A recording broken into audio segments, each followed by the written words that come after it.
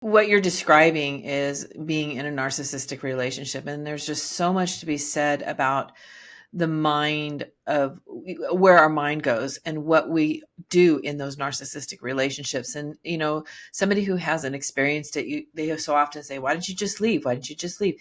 It is so not that easy. You get to a point where you question everything, Yeah. everything. And it's not like from the start. No, There's at least a time. it seeps in. Yeah, at the beginning, they're so charismatic and they're so affectionate and they give you everything you need, but then it just little bits at a time. They And so chip how much away. do you accept of it? Hmm.